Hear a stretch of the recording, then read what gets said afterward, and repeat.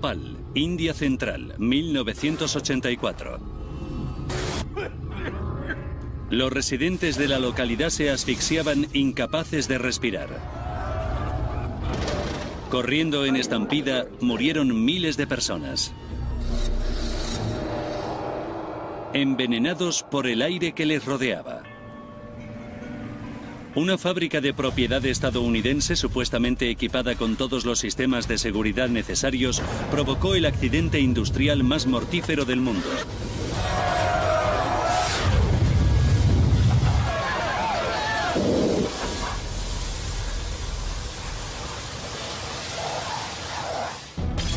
Los desastres no ocurren sin más. Son el resultado de una cadena de sucesos críticos. Desentrañaremos las pistas e iniciaremos la cuenta atrás hacia esos últimos segundos catastróficos. Segundos catastróficos. Catástrofe química en Bhopal.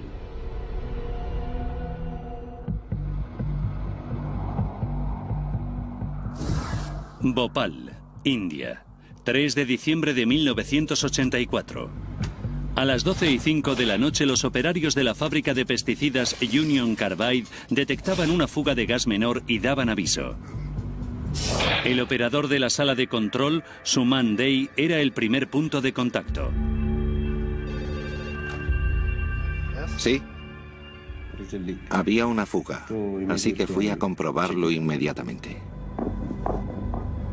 Suman dejó la sala de control para ir a comprobar el escape.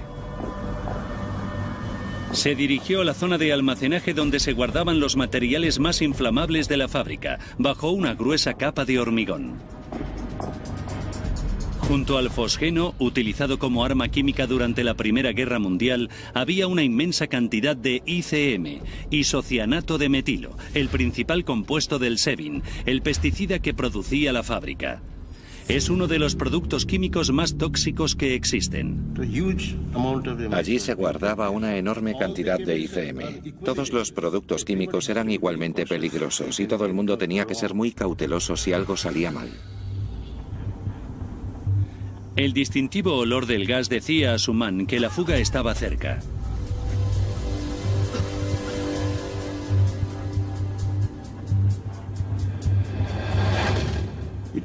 Había una fuga, pero era una fuga lenta, muy lenta. Los escapes de gas menores eran bastante regulares y la plantilla había tenido que aprender a vivir con los efectos asfixiantes de los mismos. Todo iba bien.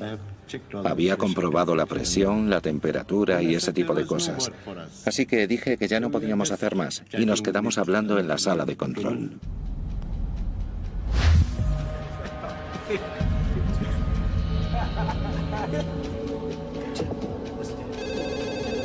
Los operarios de la fábrica volvían a llamar. En la planta, que tenía 15 años de antigüedad, las lecturas de los medidores eran a menudo erróneas, por lo que Suman fue a echar otro vistazo al medidor de presión.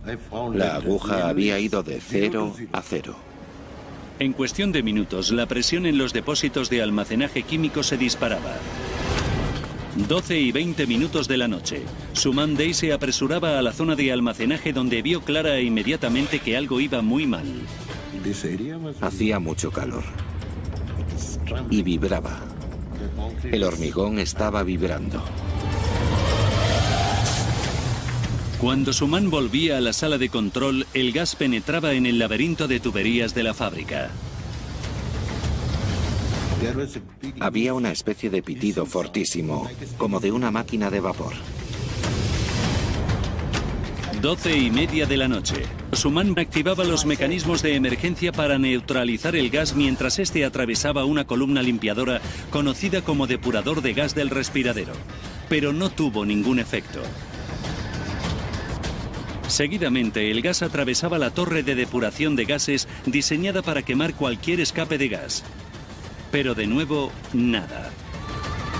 Bajo una gran presión, el gas se precipitaba por toda la red de conductos de la fábrica hasta que llegó a una chimenea de ventilación y de ahí salió a la atmósfera.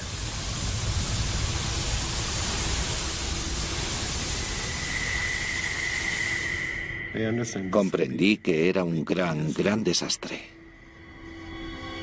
Los operadores no pudieron hacer nada para evitar que el gas tóxico llegara al exterior.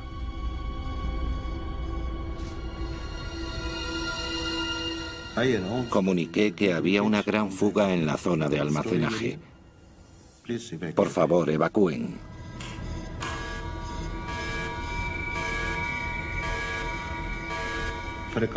Durante un par de minutos estuvimos absortos, sin saber qué hacer. A nadie se nos había pasado por la cabeza nunca que este tipo de desastre podía ocurrir. No solo estaban en peligro los empleados de la fábrica. 1 de la madrugada. La fábrica Union Carbide estaba al lado del corazón residencial de Bhopal y un viento del sureste desplazaba la nube tóxica hacia su 500.000 de habitantes.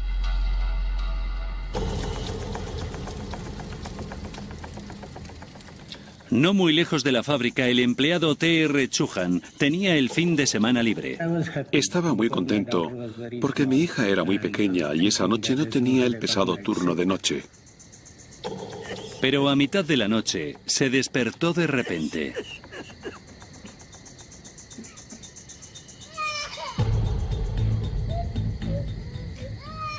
Mi hijo empezó a llorar. Y al mismo tiempo empezamos a notar irritación en los ojos. Voy a darle un poco de agua y vamos a ver qué pasa. A medida que la nube de gas se condensaba, descendió a ras de suelo, envolviendo a la durmiente ciudad en un venenoso manto. Casi de inmediato, las calles vacías se llenaban de gente intentando respirar aire fresco en una terrible confusión.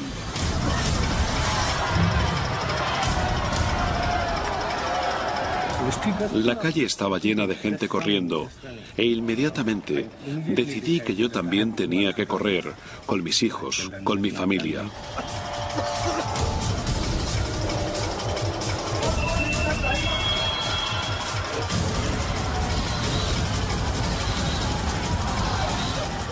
La gente vomitaba, tosía.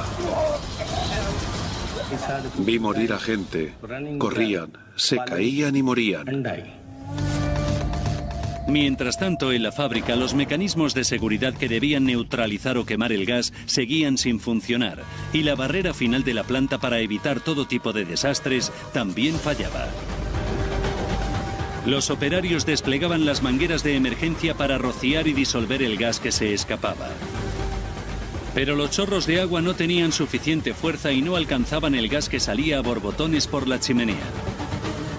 Tras media hora, el flujo de gas tóxico no mostraba signos de desacelerarse.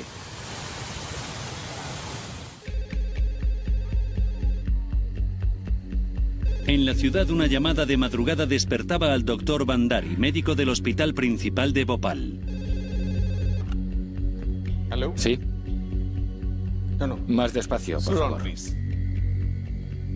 Aclárese los ojos y póngase un poco de colirio. Recibí una llamada del hospital. Había habido una fuga de gas de la fábrica, probablemente de amoníaco. Y había muchos pacientes con problemas oculares. Así que les dije que les pusieran colirio. Me volvió a decir que cada vez llegaban más pacientes y que no podían asistir a todos. ¿Puede venir, por favor? Sí. Salgo ahora mismo. Alarmado por la extraña llamada, el doctor Bandari comprobó si en el exterior había algún signo de gas.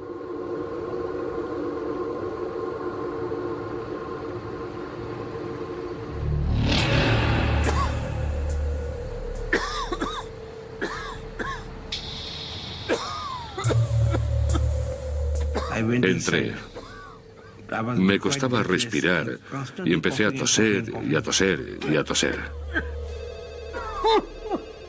A cada minuto, la nube de gas invisible se extendía, cubriendo una zona de unos 8 kilómetros de diámetro. Lo único que sabían los lugareños es que era imposible respirar. Miles de personas abandonaban sus hogares en estampida, asfixiándose en la huida.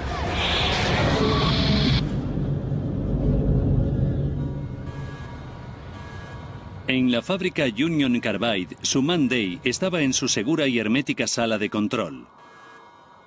Pero con muchos trabajadores desaparecidos, volvió a la fábrica en una misión de rescate. Me puse rápidamente mi mascarilla y volví al interior de la fábrica.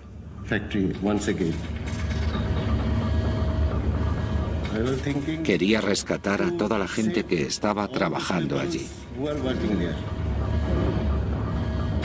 Pero pronto se empezó a quedar sin aire. Tenía mucho miedo, estaba muy asustado. Por un momento pensé que quizás ese era mi final.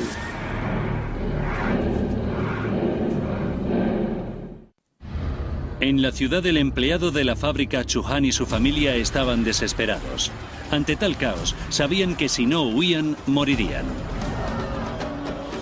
Entonces vi un coche vacío. Vamos, vamos. Venga, venga, venga. Chauhan convenció al conductor de que les ayudara. Él decía, no, no.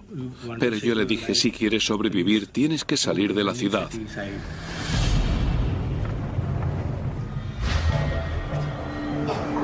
Tras el violento golpe de tos, el doctor Bandari se recuperó y pudo llegar al hospital. En cuanto llegué al hospital, vi a muchísima gente esperando ser atendida.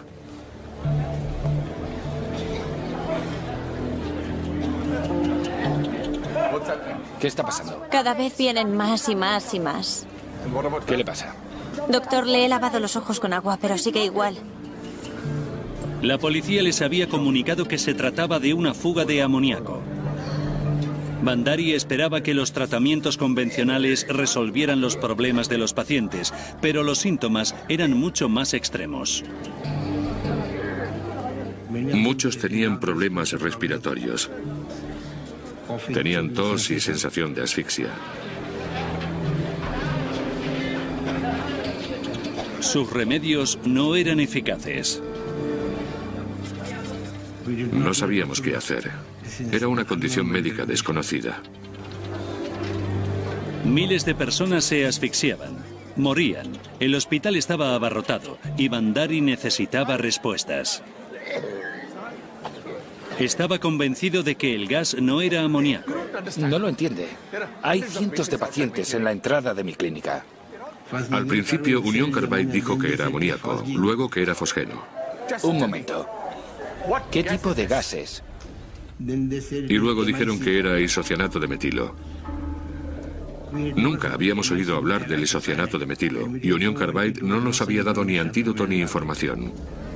Desconocido para los médicos, el isocianato de metilo estaba reaccionando con el agua del cuerpo de las víctimas, haciendo que la sangre penetrara por los diminutos orificios de los pulmones y haciendo imposible la respiración.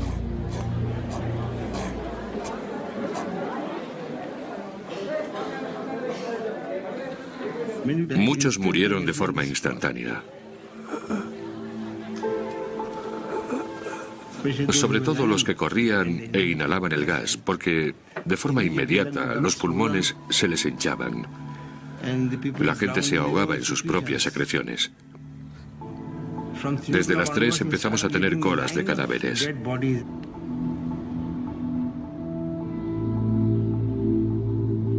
La mañana del 3 de diciembre el gas ya estaba disipado por todo el país. Pero en Bhopal 3.000 personas habían muerto y más de 300.000 sufrían las agonizantes consecuencias del isocianato de metilo.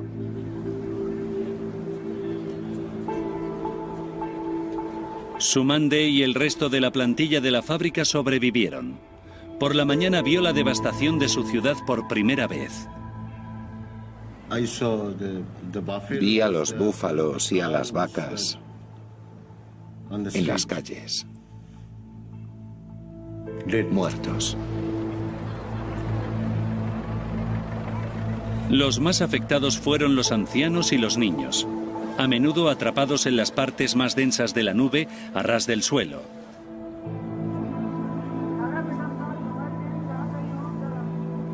A las pocas horas, Bhopal se convertía en noticia. El número de víctimas del desastre de Bhopal supera las 25.000. Es el peor accidente industrial de la historia.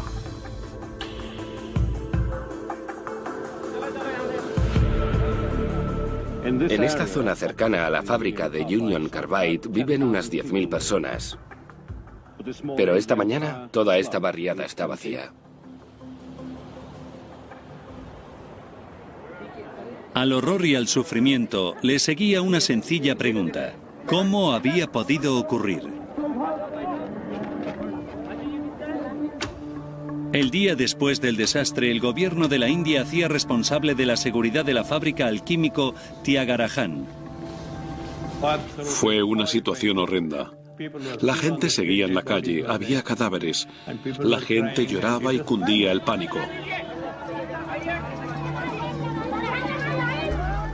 La fábrica de Bhopal producía en masa el pesticida Sevin y los dirigentes de la empresa dijeron a Tyagarajan que el isocianato de metilo se almacenaba cuidadosamente en forma líquida en depósitos subterráneos. Pero los trabajadores afirmaban que el depósito E610 estaba al 75% de capacidad, superando con creces el 50% recomendado por la corporación. Las 42 toneladas del letal isocianato de metilo se habían evaporado y escapado.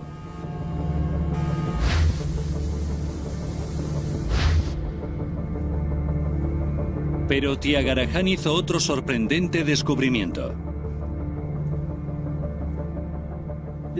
La segunda línea de discusión con la gente era: ¿hay más isocianato de metilo por alguna parte? Y la respuesta fue un golpe tremendo. Sí, había más ICM en el 611. ¿Cuánto? Alrededor de 30-35 toneladas. Dios mío, lo mismo que el escape de ayer. El E610 era uno de los 3 depósitos que había en el búnker. Bhopal tenía una inmensa capacidad de almacenaje, pero a diferencia de otras fábricas de Union Carbide, solo estaba produciendo unas cuantas toneladas de Sevin al día, por lo que había gran cantidad de isocianato de metilo almacenado allí. Un depósito debía mantenerse vacío por seguridad, pero según los empleados, los 3 estaban llenos del mortal producto químico. Solo el del E610 había reaccionado, pero no se sabía si pasaría lo mismo con los otros. Tyagarajan debía asegurarlos de forma urgente.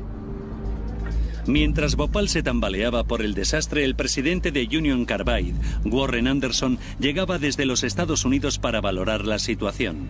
Cuando la policía fue consciente de que Anderson era el último responsable de la fábrica, lo detuvo. Lo que me gustaría hacer, y espero que me ayudéis a hacerlo, es decirle a mi mujer que estoy vivo y bien y saludar a mi madre. Pero periodistas locales como Rajkumar Keswami creían que la actuación policial fue solo para impresionar. En el propio aeropuerto le dijeron que estaba detenido. Sin embargo, no le trasladaron a ningún calabozo. Le llevaron a una vivienda de Union Carbide, que era de las más bonitas de Bhopal por entonces. Horas después, Anderson fue puesto en libertad bajo fianza y se marchó del país rápidamente.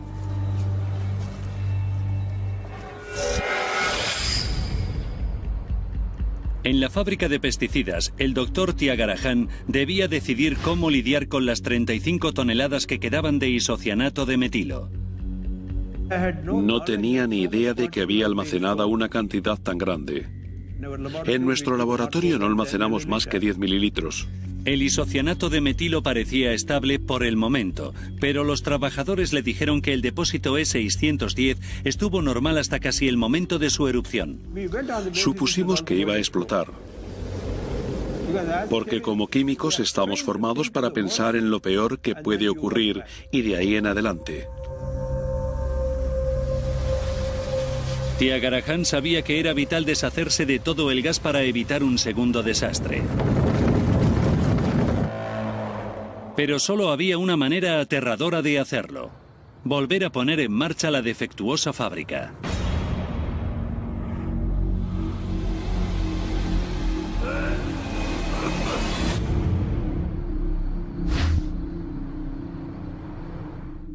Utilizaremos a la misma gente y produciremos el mismo pesticida que producía esta gente. Solo 13 días después del desastre, con miles de personas todavía muriendo y otras tantas en hospitales, los operadores estaban preparados para neutralizar el resto de isocianato de metilo. Las autoridades todavía no tenían ni idea de cómo se había producido el primer desastre y llamaron a su nuevo y arriesgado plan Operación Fe. Nos guiamos por la fe porque sabíamos que éramos capaces de hacerlo, pero no sabíamos la calidad del material. Por eso dijimos, tened fe en nosotros.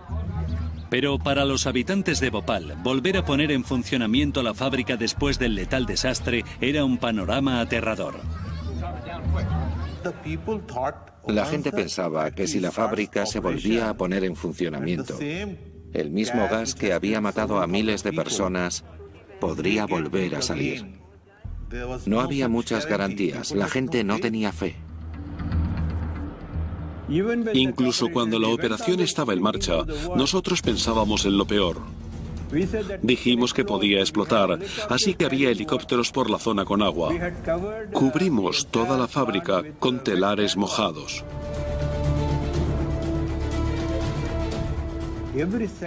Cada segundo era importante. Bhopal 2 era una posibilidad pero que muy fuerte. Con las medidas de seguridad pertinentes, los operadores volvieron a poner en funcionamiento la fábrica.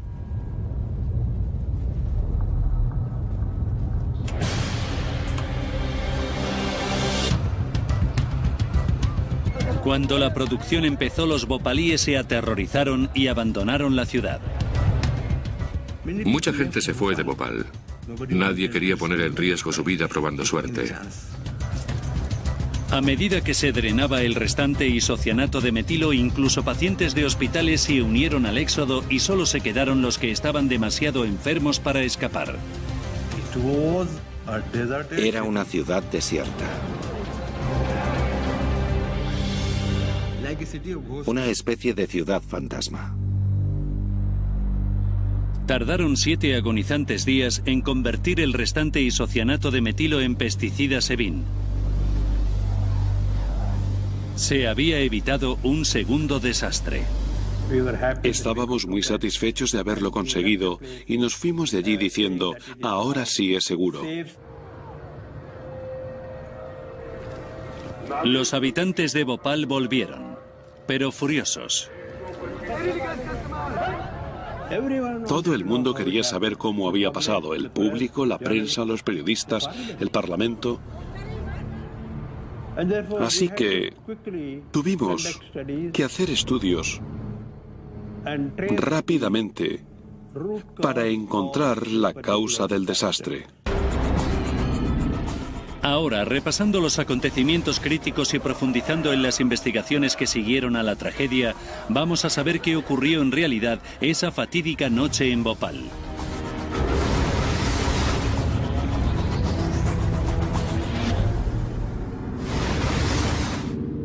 El doctor Tyagarajan sabía que 42 toneladas de isocianato de metilo almacenadas como líquido y de forma segura en un depósito subterráneo se habían convertido en gas y habían salido a la atmósfera matando a miles de personas. Pero debía averiguar cómo. La zona del depósito fue muy reveladora. Fue directamente al búnker de almacenaje donde vio enormes grietas en la cubierta de hormigón del depósito. El depósito había cambiado de posición. Era una espectacular prueba de una reacción química violenta a gran escala. Los investigadores desenterraron el depósito E610 para averiguar cómo había escapado el gas. A pesar de haber pruebas de una enorme presión, el depósito no se había partido. El equipo de Tyagarajan descubrió que la válvula de escape de emergencia se había roto. El gas había escapado por el sistema de ventilación de emergencia y de ahí había llegado a la atmósfera.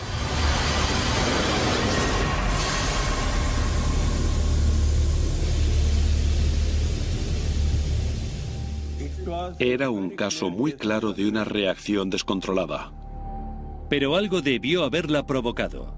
El doctor Tyagarajan sospechaba de una sustancia normalmente considerada inocua. Calculamos que 500 kilogramos de agua habían llegado al depósito.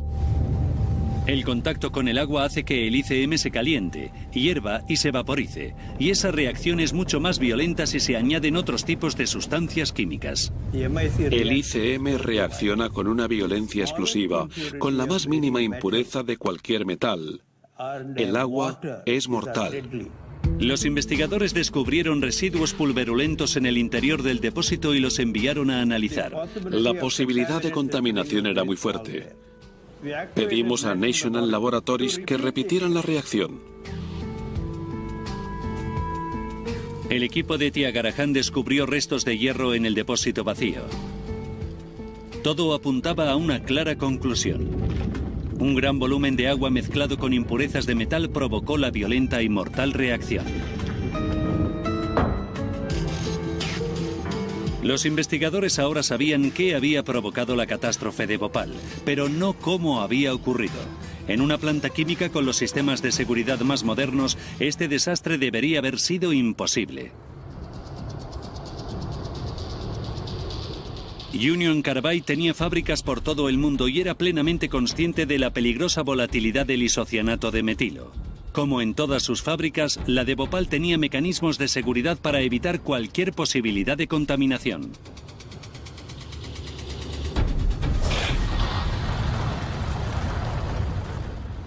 Estamos aquí para saber qué ocurrió en Bhopal, India. A los pocos días del desastre, el presidente de Union Carbide, Warren Anderson, afirmaba que no había sido un accidente. No parece que haya sido algo involuntario. Podría haber sido una acción intencionada. Con una clara insinuación de sabotaje, los sindicatos de los trabajadores buscaron una opinión independiente. Invitaron al investigador estadounidense Michael Wright a Bhopal, pero las autoridades le negaron un visado de trabajo, por lo que tuvo que operar en secreto. Ni Union Carbide ni el gobierno de la India nos querían allí. No querían que nadie independiente se acercara a su investigación.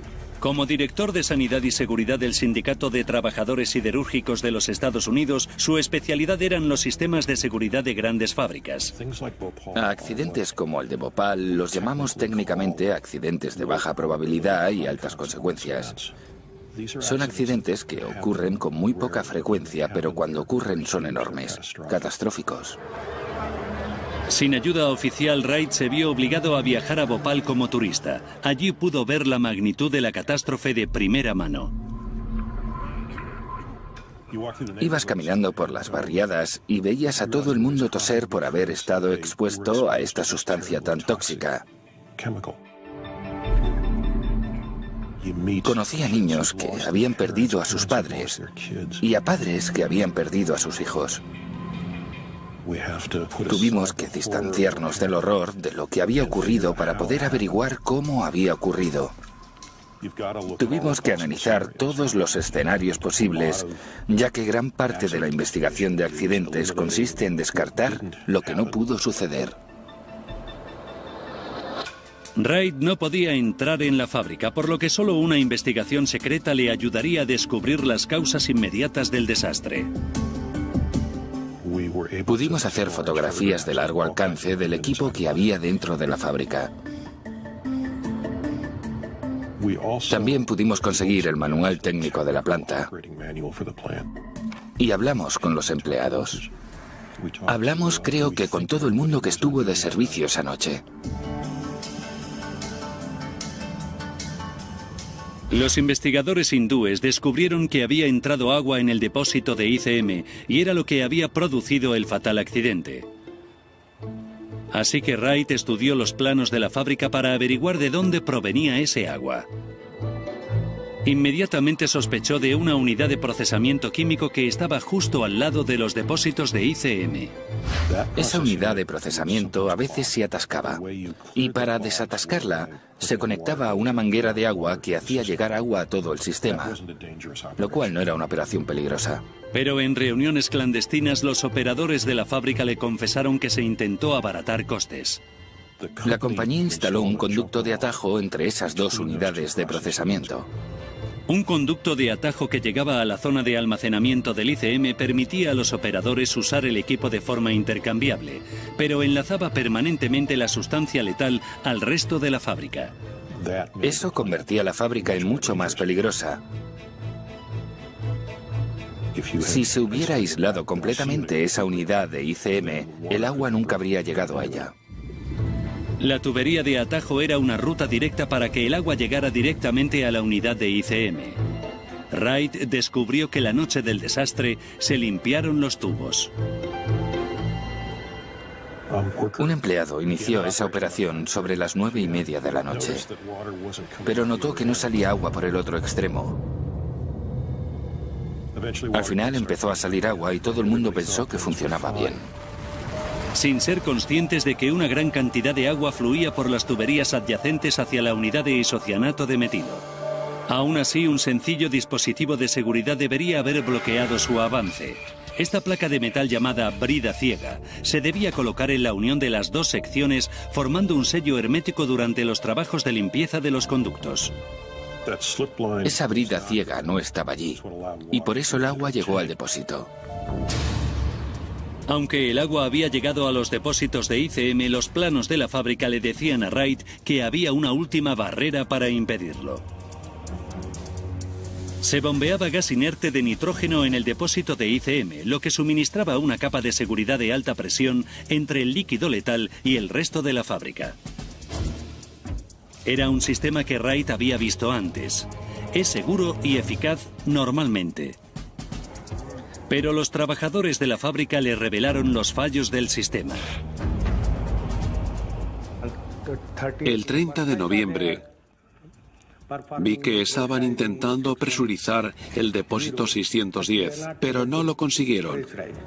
En una fábrica de 15 años de antigüedad, la plantilla estaba acostumbrada a lecturas erróneas ocasionales, pero el trabajador Chauhan sabía que un fallo total en la presurización del depósito solo podía significar una cosa. Significa que hay una fuga en el sistema de ventilación. Comprobando los registros de la fábrica, Chauhan vio que el problema llevaba semanas sin comunicarse. Llevaba más de 20 días sin presión. No había datos de presión en las hojas de registros. Y si una válvula defectuosa estaba permitiendo que saliera nitrógeno, también podía permitir que entrara agua. El agua entró en el depósito por esa válvula. Y esa válvula debería habérselo impedido, pero como no lo hizo, el agua llegó al depósito de ICM.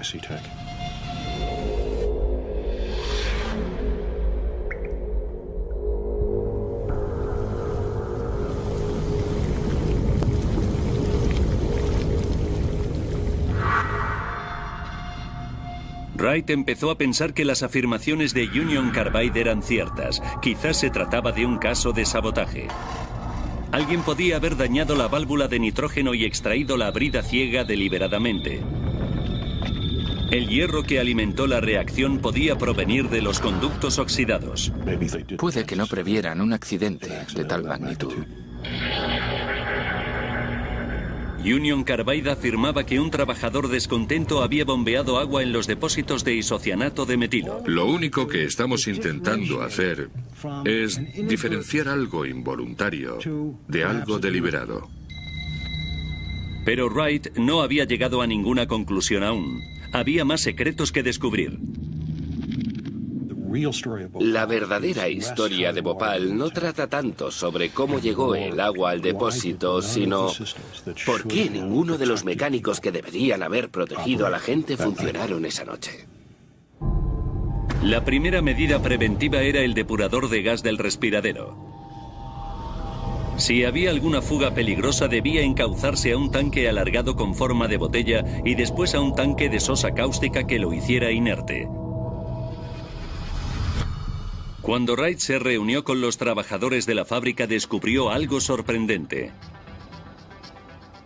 Los trabajadores decían que no habían visto ninguna indicación que dijera que estaba operativo. El depurador de gas del respiradero, la primera medida preventiva crítica, estaba fuera de servicio. Wright concentró su atención en otros sistemas de seguridad. El isocianato de metilo es altamente inflamable y una torre de depuración de gases debía estar lista para quemar cualquier gas ICM que no hubiera sido neutralizado, pero descubrió que tampoco funcionaba.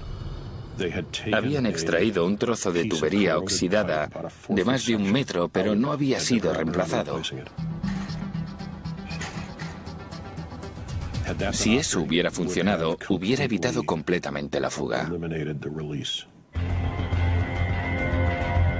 Con 2 sistemas fuera de servicio, había solo un último mecanismo para proteger a los habitantes de Bhopal del gas ICM. Había mangueras alrededor de las válvulas de escape y los trabajadores debían rociar con agua cualquier resto de gas que no hubiera salido por la chimenea. El isocianato de metilo se disuelve en el agua, por lo que el gas debía caer a ras de suelo.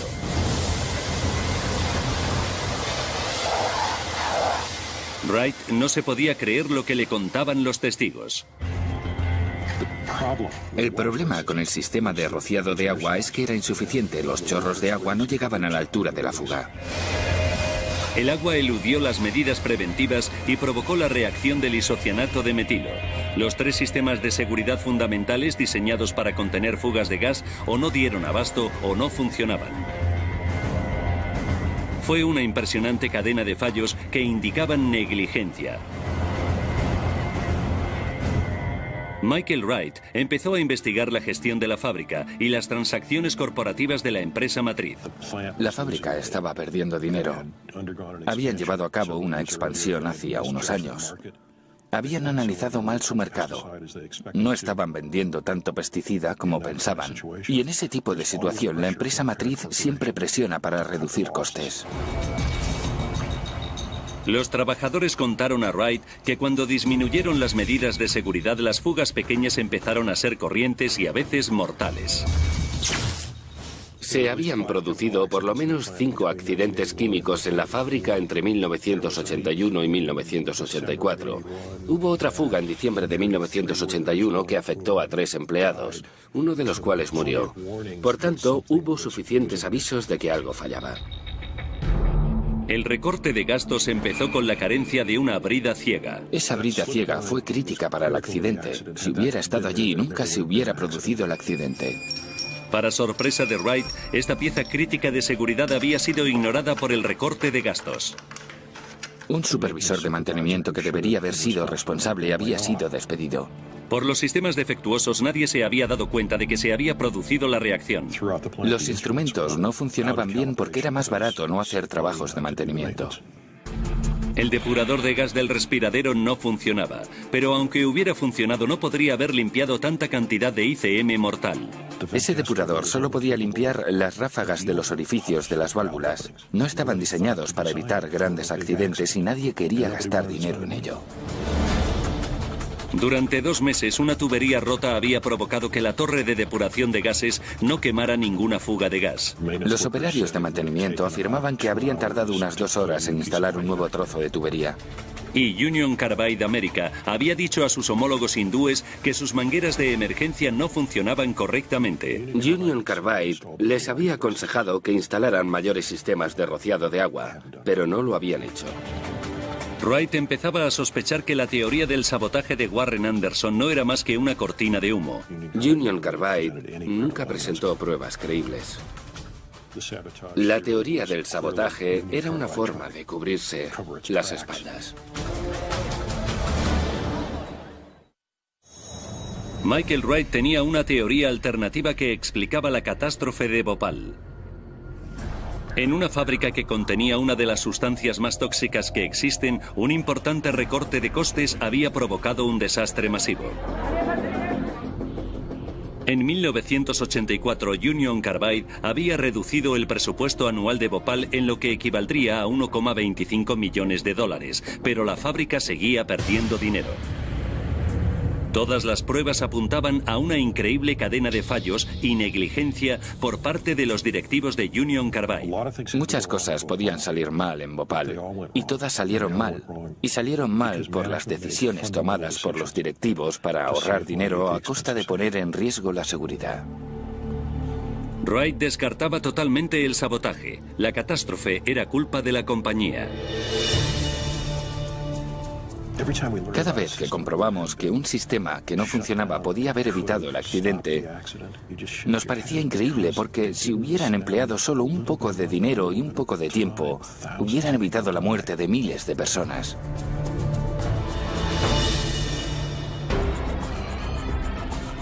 Ahora que la investigación ha terminado, podemos reproducir toda la cadena de accidentes y errores que acabaron con la fábrica de Bhopal y mataron a 3.000 personas en esa fatídica noche de diciembre de 1984.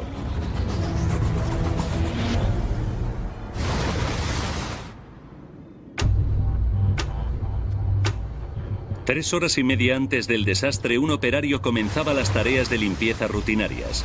Pero las tuberías estaban atascadas y se inundó el sistema. El agua se precipitó por un tubo de atajo instalado recientemente que terminaba en los enormes depósitos subterráneos del volátil ingrediente de pesticidas, el isocianato de metilo. Las placas de metal que debían aislar el producto químico no estaban en su sitio. De camino al depósito, el agua recogió restos de hierro de las oxidadas tuberías. 2 horas y 15 minutos para el desastre. La primera gota de agua penetraba por una válvula de escape rota en el depósito E610 que contenía 42 toneladas de ICM líquido, mucho más de lo que debería haber contenido. La mezcla de agua y restos metálicos desencadenó una reacción violenta e imparable en el interior del depósito. Sin refrigeración para mantener el isocianato de metilo frío, su temperatura se dispara. 1 hora para el desastre. El ICM líquido empezó a hervir. Los operarios olieron el gas y lo comunicaron, pero se consideró un escape sin importancia. A medida que el ICM líquido se convertía en gas, la presión se disparaba en el depósito. En la sala de control, los defectuosos indicadores mostraban pocos cambios hasta que de repente se dispararon.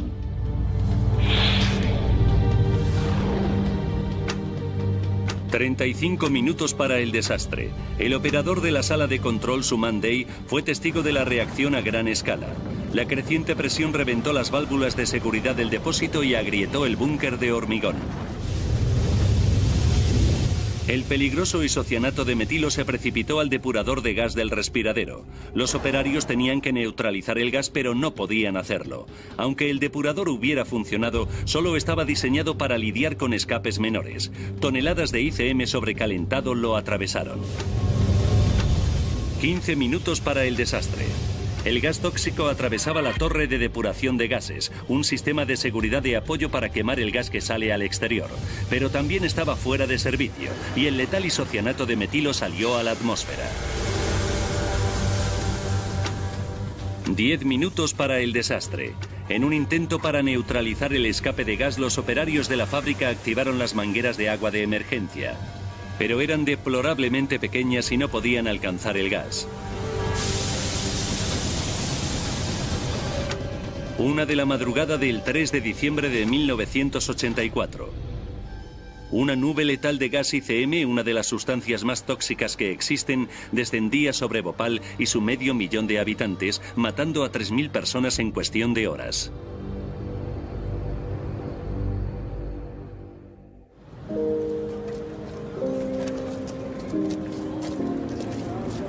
Además de las muertes inmediatas, el gobierno de la India confirmó que otros 15.000 habían muerto como consecuencia directa del desastre. Hasta la fecha, más de 500.000 de personas han sufrido los devastadores efectos de haber inhalado el gas o la continua polución. Mueren de 2 a 3 personas a la semana, incluso 27 años después, por los efectos retardados de la fuga.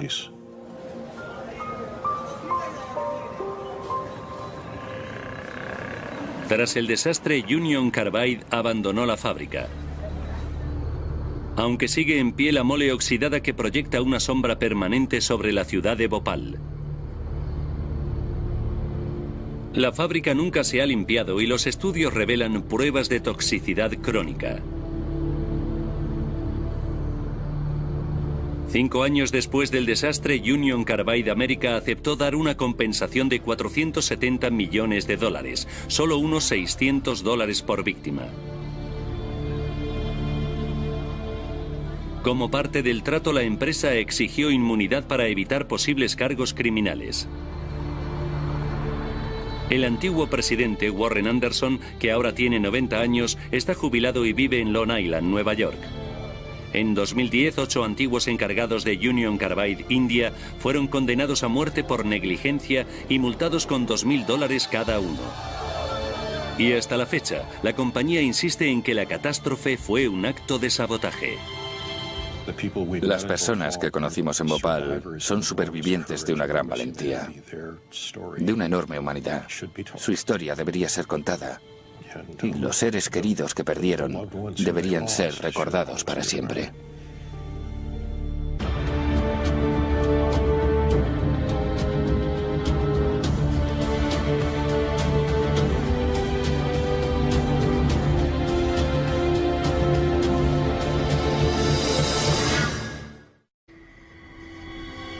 Los operadores no pudieron hacer nada para evitar que el gas tóxico llegara al exterior.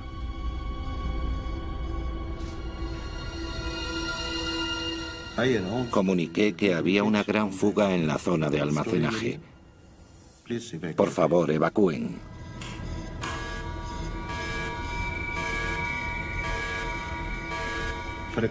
Durante un par de minutos estuvimos absortos, sin saber qué hacer. A nadie se nos había pasado por la cabeza nunca que este tipo de desastre podía ocurrir. No solo estaban en peligro los empleados de la fábrica. 1 de la madrugada. La fábrica Union Carbide estaba al lado del corazón residencial de Bhopal y un viento del sureste desplazaba la nube tóxica hacia su 500.000 de habitantes.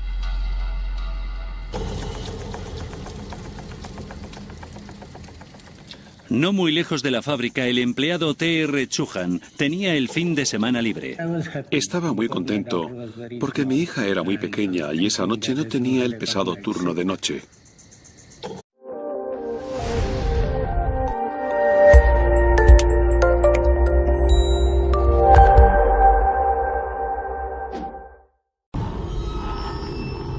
Bhopal, India Central, 1984.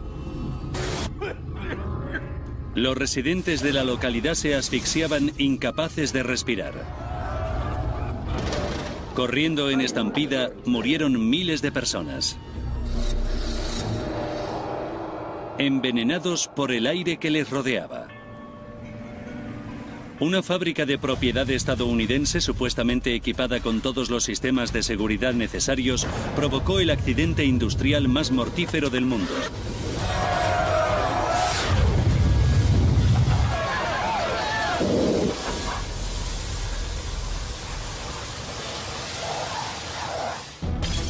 Los desastres no ocurren sin más. Son el resultado de una cadena de sucesos críticos. Desentrañaremos las pistas e iniciaremos la cuenta atrás hacia esos últimos segundos catastróficos.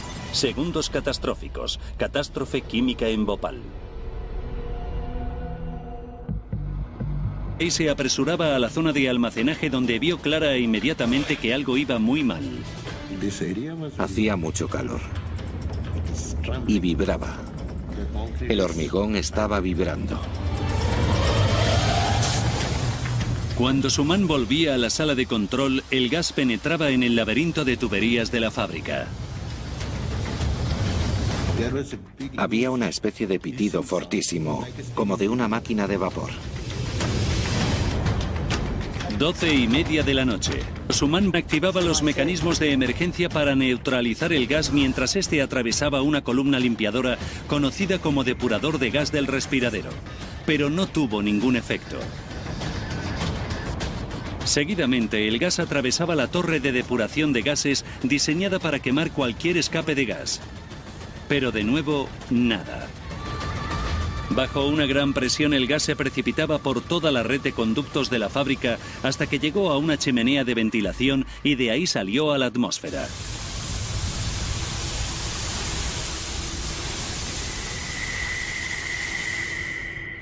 Comprendí que era un gran desastre. Bhopal, India, 3 de diciembre de 1984. A las 12:05 de la noche, los operarios de la fábrica de pesticidas Union Carbide detectaban una fuga de gas menor y daban aviso.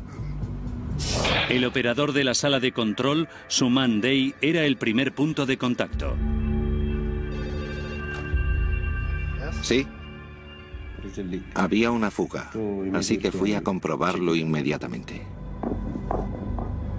Suman dejó la sala de control para ir a comprobar el escape. Se dirigió a la zona de almacenaje donde se guardaban los materiales más inflamables de la fábrica, bajo una gruesa capa de hormigón. Junto al fosgeno, utilizado como arma química durante la Primera Guerra Mundial, había una inmensa cantidad de ICM, isocianato de metilo, el principal compuesto del Sebin, el pesticida que producía la fábrica. Es uno de los productos químicos más tóxicos que existen. Allí se guardaba una enorme cantidad de ICM. Todos los productos químicos eran igualmente peligrosos y todo el mundo tenía que ser muy cauteloso si algo salía mal. El distintivo olor del gas decía a Suman que la fuga estaba cerca.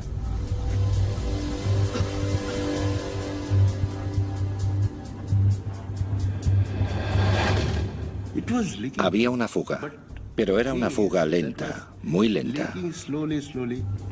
Los escapes de gas menores eran bastante regulares y la plantilla había tenido que aprender a vivir con los efectos asfixiantes de los mismos. Todo iba bien. Había comprobado la presión, la temperatura y ese tipo de cosas. Así que dije que ya no podíamos hacer más y nos quedamos hablando en la sala de control.